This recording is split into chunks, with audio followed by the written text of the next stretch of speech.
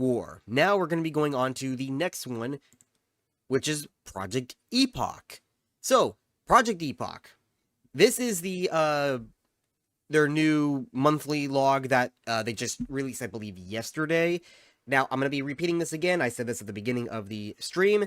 For anyone watching this clip, this is a live stream, so there's no editing involved. Anything that happens is happening live. So, let's see what they have. Project Epoch. I have not read this yet. Let me just do a quick little brief to see what we can and cannot skip. Let's see. Website update. That's cool. Talent calculator. Class previews. Challenge modes.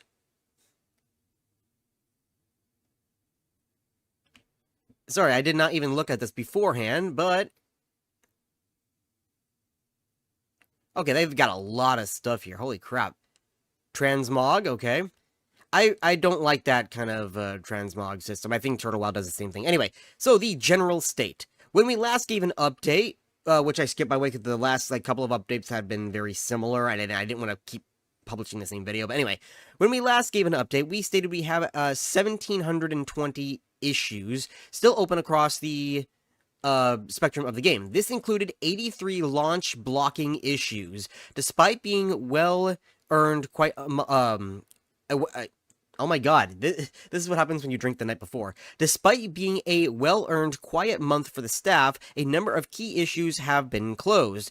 It now stands at 1,600 open, which 50 are launch blocking. Many of the launch blocking bugs are also some of the hardest to resolve, so we're pleased with even this result, particularly IRL packed month. So, let's see. I don't know if these are the exact ones that they're working on right now, like their launch blocking ones, but these are some of the issues that it looks like they are having. So it looks like just ranks are not working properly. Guardian Pets bug out. Okay. Let's see. Website update. Work on our again, I am blanking hard today. Work on our updated website has been chugging along nicely in the background over these months, and the fruits of what we got to give you guys as an early present this month. Across the board, our new website is shaping up, and this is primarily off of the strength of our new website content editor, who is going through the process of parsing our devlogs, patch notes, questioning the developers, and more to concentrate as much information as possible. This is no small feat, and has involved a lot of collaboration with developers and designers to flesh out lore and lock down exactly what Project Epoch has become. So, looks like here is the website locations. So it looks like it's going to have a lot of the locations, whether they're new or old, because Goldshire is obviously old, Razor Hill is obviously old, but Ironforge Airfield is not. Miss Manor is, but they might have updated it, it looks like, because the house is... Miss Manor was always there, but this definitely looks like a different house. I don't remember it ever looking like that. Forest Song, and then you have the Upper Marshes, Upper Marshes, I think that was, up in Wetlands. Oh, yeah, right there, location, Wetlands, Durr. But yeah, that's really nice how it tells you, what they're for, where they're at, and what the level bracket is of leveling, so that's gonna be really good. And obviously, they're probably going to have a lot more. But let me go up real quick to the top. So here is the different tabs that they're going to have at the website. So you have news, how to play. That's probably going to be the launcher and everything. Features, which I believe that's where they're going to be at now, because features has a drop down. They probably click the locations, and that's where you get the locations from. Probably is going to have more than that as well. Classes, community, donate, shop. Okay, so let's see. Wait, I just thought of something. Why is donate separate from Go away. Why is donate separate from shop? Because if you're buying stuff off their store, isn't that technically technically you're helping out the server? So why would you donate and not get anything from it? You know what I mean? You're just giving them money, but why would I do that when I could go to the shop, give them money, and get a mountain return? You know what I mean? So I don't know. Whatever. Give people options, I guess. Oh, talent calculator. So it looks like they are going to have a talent calculator. Let's see. This is, well, we know what the talent calculator is for, but is it available now?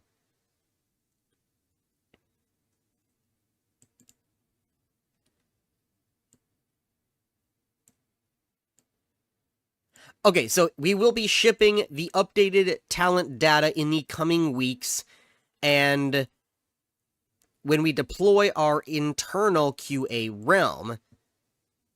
So they are going to have this available, I think, before the next beta, or at least before launch. It's not out yet, but there's no ETA on when it will be out.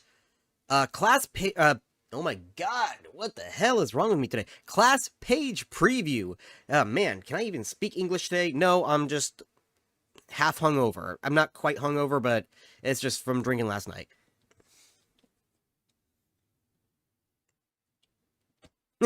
Anyway, much of the work needed to build the talent calculator data ended up serving a dual purpose within the class pages for exporting the full spell books for each class has available to them. This is still ongoing work, but will mean that once our new website is deployed, you will always have the latest info available for classes, spells, and talents across the board. That's actually pretty nice. And again, that's going to be on the website. And right there, let's see. I don't know what tab it's going to be under, but probably news. Because this is all, no, maybe not news. Maybe it's under classes. But this is going to be general changes to the class. I don't know if they're going to have, like, hotfix updates, like, oh, we're increasing this spell by 15% or whatever.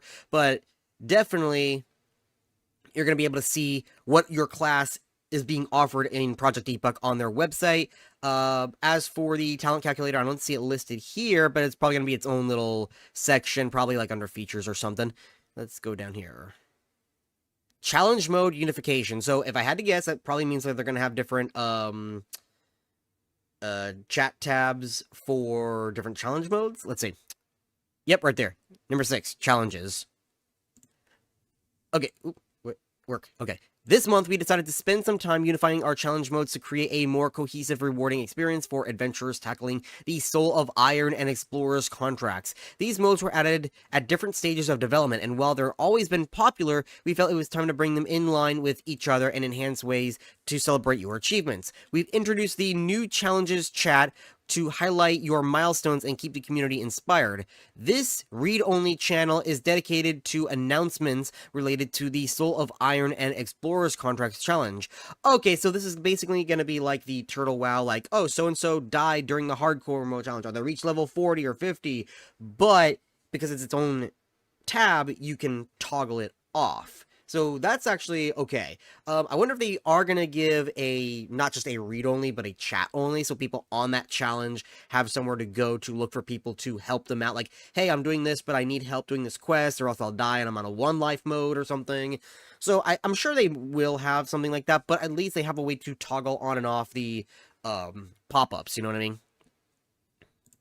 For Soul of Iron participants, it will also broadcast Ultimate Consequence, your death. Yeah, so that's basically... And it tells you how you died. So that's basically what I said. It's Turtle WoW, but you could toggle it on and off. Starting at level 20, you'll earn a Feat of Strength achievement in an announcement in the... Okay, so... It's the same thing as the Turtle WoW. So every couple of levels, so that one says starting at level 20 rather than starting at level 10, you will get stuff for doing the different challenges. And this one is going to give you a 12-slot bag as well as an achievement. Now, I don't know if achievements are going to be account bound, so like if you hop on your main after you played the level 20 on your Soul of Iron character, if you would see like the Feat of Strength tab and it says, you know, finished by other character, right? So I don't know if they're going to be doing that or if it's a character only like specific thing. We'll have to see there. So level 20 you get a 12-slot bag with potions. At level 40 you will get a 16-slot bag with more potions. And at level 60, you claim the ultimate prize, an 18-slot bag, top-tier potions, ground announcement in the World Channel, plus you'll earn a title that reflects your chosen challenge. The Iron Wrought for the Soul of Iron challenge, or the Patient for the Explorer's contract. I think it needs to be a little bit more than just a title, but I guess it's cool. Let's see. To make these challenges more accessible, we've added the Soul of Iron chronicler NPCs to secondary towns, so you can quickly opt in. Okay, so the reason why they're doing that is because originally they were in the cities, and some of them were in like weird spots. Like they have like a whole new area for zeppelins in Orgrimmar. That's when you go through the drag, there's like a new path to the right, and it leads to a new zeppelin area, and that's where the challenge person was. So a lot of people are not even going to know that it's there. So, and plus, if you knew, you would still have to run all the way there to even start it. So, having it right there, I mean, that's going to be, easier. They must be taken before or at level 8. And you will get a reminder of it in your mailbox at level 5 to introduce you to these new modes. Now, that's going to be a little bit annoying if they did that every time, especially if you make multiple characters, but for your first, like, 1 or 2 characters, that should be fine. Okay, so, Kess Corner. Kess joined our team in 2024 and has quickly become an integral part of the project, focusing almost exclusively on creating new content, items, quests, reputations, from polishing existing ideas to crafting entirely fresh experiences. Kess has a hand in shaping much of what the players explore and enjoy. This corner will spotlight their fun work this month and will give you a sneak peek into the exciting additions they bring to this world. New NPCs for class and race combinations. This month, Kess has introduced NPCs to reflect our new class and race combinations, making the world feel more alive and inclusive. Whether you're a dwarf mage, a gnome priest, an undead paladin, a troll warlock, you'll now find NPCs representing these combinations scattered throughout the world. These characters bring more depth and consistency to the game, making your chosen class and race feel truly integrated into Azeroth's story. And here's pictures of the different... So, I don't know if they're going to be just random NPCs in the world, or if they're going to actually give you quests, but we'll have to find out. This one is a wander. I want more wandering NPCs, because you have a couple of them, and some of them are wandering merchants, but I would like more just wandering NPCs, because it makes the world feel more alive, that people are actually traveling from town to town. The Storm Mage asks, plans to try Classic Plus private server. You mean Vanilla Plus? Or is there one actually called Classic Plus? Because I know about Vanilla Plus, it's got the plus sign Vanilla Plus, but I don't know... or actually, I think it's called Vanilla and then it's spelled out Plus. Either way, I know about that server, but is there one actually called Vanilla Plus? Because I'm not aware of it. Anyway, let's continue on. Let's see, there's more. Torn Priest should not exist. I said it. Searing Shenanigans. As many in our community know, we've added well over 1,000 new quests to the world, but some zones still need extra attention. Searing Gorge, oh my god, yes, was one such area, previously offering only a handful of quests to adventurers. Okay, here's some deep lore for you. When World of Warcraft originally, I'm talking originally, in 2004, November, came out, Searing Gorge and Hinterlands both had 0 quests. None. At least within the zone. If you had a quest to go into the zone, you got them externally. So, like in Badlands, you can get quests to go into Searing Gorge or into Burning Steppes. That was fine. There was other quests, like there's some in Stranglethorn Vale, I think? Yeah, because the port one that you have to collect. That one would send you up into the hinterlands, and there was one in Tenaris that sent you to the hinterlands, but there were no quests in the zones themselves. That was added in a later patch, and because it was rushed, that's why both zones, if you've noticed, both zones have fucking 10 to 20, go kill 30 of this, go kill 30 of that, go collect 10 of these, go collect 20, and they're really bad quests. All of them are bad and grindy. Between the two, I prefer Searing Gorge over Hinterlands. Hinterlands is just a drag. I hated doing that on stream because it was just that bad. But anyway. Hello, Riddle of Lightning. Giving a class... Sorry, you wrote that a little weird. Giving a class feel is important. Okay, I understand what you said now. Giving a class feel is important. A large hurdle making a new class is all the stuff around the class, making quests, NPCs, locations for them. Oh yeah, no, I completely am okay with them adding NPCs, except Tauren priests. Tauren priests do not exist. They are not canon to me, and Tauren paladins, they're not canon to me. But all the other ones I think are fine. I'm still not sure about dwarven mages in terms of lore, but I guess I could kind of see it, but I'm not too keen on it, but it's like, it's in the middle. I'm not too worried about that. Tauren light users, I don't consider canon. Undead hunters are fine. Undead paladins, I think, are okay, because there are undead light users in the game and in the lore, so it's like, okay, it's fine. I think it should be rare, but it should be there. Ooh, man, I smell bacon. Anyway. Let's see. The Bearded Barmaid. The inn in Stormwind's Dwarven District has received a charming upgrade with the addition of new NPCs. Seeds? I don't know. And signage featuring the name The Bearded Barmaid. This flavorful touch brings more life to the district and gives players a cozy spot to relax after a long day of adventuring.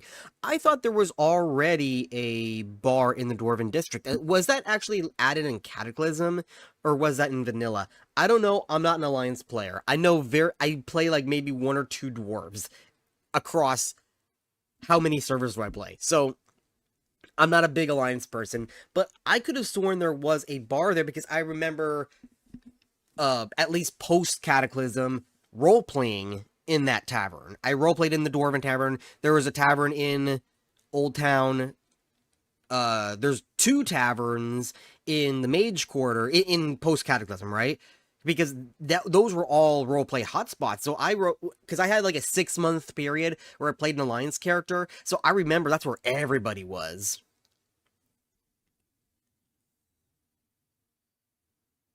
You're asking how Taurens cannot be priests if Murlocs can use the light. I'm sorry, how do they relate? There is a bar by the tram entrance, but that is the Hunter Lodge. Okay, so I was kind of right that there was something there. It's just they're probably expanding upon it, right? They're probably making it a full-on bar. Anyway, let's keep going on, because I think we're almost to the end of that, and then we can go to the next game, or next server, rather. The Caretaker's Behest. For years, the eerie, I can never pronounce this. I know where it is, I don't know how to pronounce it. It's Baradin's camp in Deadwind Pass. I used to roleplay there all the time. That was like our hotspot for our demon hunters. By the way, demon hunter pre-Legion. I was an OG demon hunter roleplayer back in like, I didn't start him in TBC. I started that character in Wrath of the Lich King, but I thought I was the only one, and eventually I found like 1 or 2 other people, and I think we had a group of like 5 Demon Hunter roleplayers, and that was our spot behind his camp. That was like our spot to go and roleplay. Anyway, it has stood abandoned and largely ignored since the release of Vanilla, its purpose and story left untold. Now, level 57 players can uncover the dark secrets surrounding this long-forgotten location with the new Caretaker's Behest quest chain. This 4-step journey begins at Aradin's camp, where players meet the oh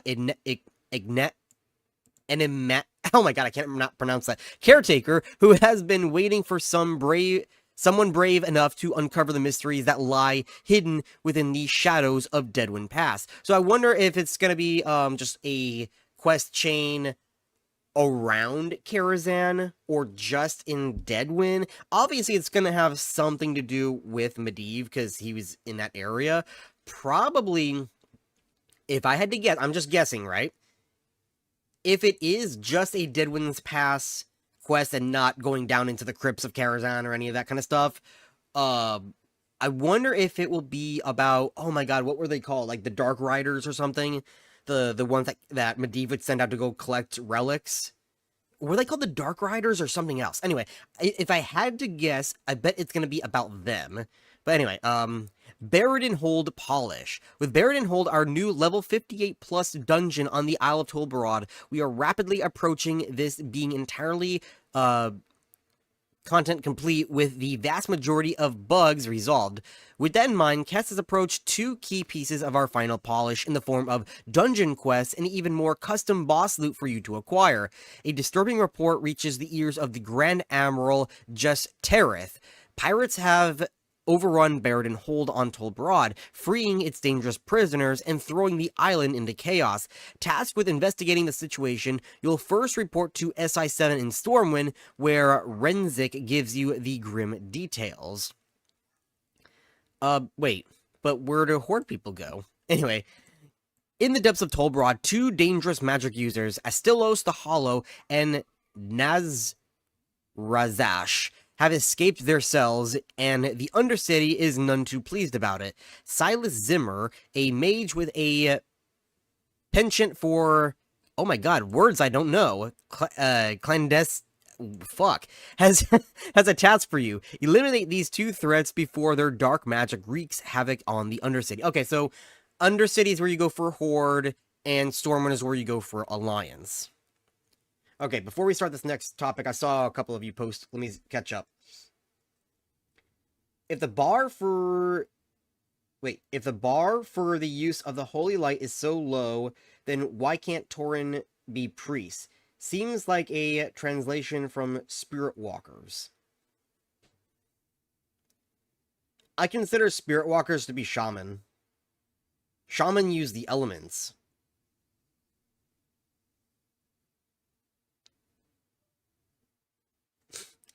A quest chain that goes to the Shire to follow the Dark Riders. I like it. Yeah, I like it. Let's see. Get ready to take on your fashion.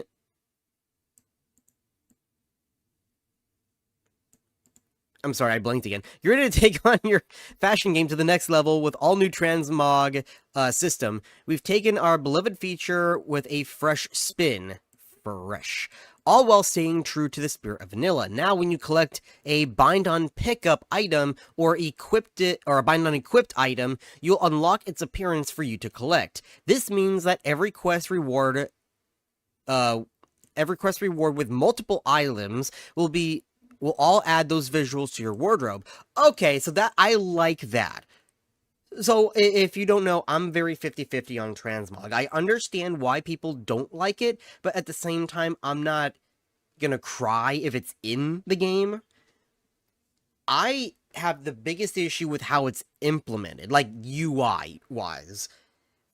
This system here is very, I mean, it'll work, I guess, but it's very clunky. You know, we're used to the more retail, like, you can actually see what it looks like, because, you know, the icons almost never match what the item actually looks like. So, you know, this circlet right here on the page 2, I don't know what that looks like. So, there has to be a way for us to see the item before we commit. So, if he lets us, like, have that on, I don't know if it's free, like you could just transmog and be done, fine. We're gonna read more here in a second. If you could just transmog and fine, but if there's a cost to transmogging, whether it's gold or like turtle tokens or some bullshit, right? We have to be able to see what it looks like before we commit. And with a system like this, we cannot see how it looks. Now, I will say I do like the option that they're giving us hidden items, right? Hidden shoulders, you can see right there. I like that because I like playing shirtless dudes. so I'm gonna go hide chest plate if I can. I don't know if they're gonna let us. It might be just shoulders, head, and cloak, but I want that. Anyway. No more choosing between cool gear. We call this Legion-style appearance collection, and it is here to make your characters look as unique for your adventurers. Once you got your appearances, simply visit one of our handy transmogrifiers in any major city. For a small fee, okay, so there is a committed fee, 50% of the item's sell price. You can apply any of your collected looks to your gear. or hide certain items like your helm, shoulders, or cape. Okay, so they're not going to let us hide our chest. I hate you now. Because who needs a helmet when you're rocking that perfect hairstyle? Want to preview your new look before committing? No Okay, so they are going to address that. Our custom menu lets you browse your collection, preview how each item will look on your character, and apply them once all for a cumulative fee. Okay, so